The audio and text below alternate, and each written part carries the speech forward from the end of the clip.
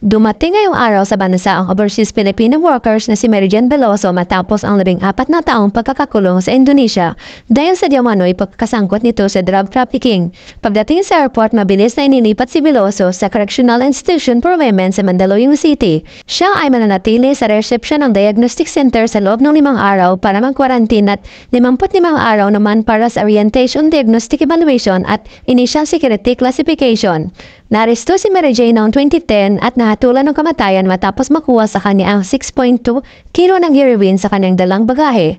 Nabigyan siya ng bribe noong 2015 matapos abesuhan ng Jakarta na Maynila na sumuko ng kanyang recruiter. Samantala, muli nakiusap ang ina ni Mary Jane Veloso na si Aling Celia kay Pangulong Bongbong Marcos na bigyan ng anak ng pardon. Ayon sa ina ni Mary Jane na si Aling Celia, tama na po ang mag-15 years na siya ay nakakulong na wala naman siyang kasalanan. Alam naman na biktima lang siya at nahatulan na rin yung may-ari na nahuli sa kanya na heroin. Sana naman ay bigay na sa kanya ang clemency at pardon para naman makasama na niya ang kanyang buong pamilya. Ipinaalala naman ng Department of Justice na bagamat nakauwi na sa Pilipinas ay convicted pa rin si Mary Jane Veloso at ipagpapatuloy ang kanyang sentensya batay sa desisyon ng Korte ng Bansang Indonesia.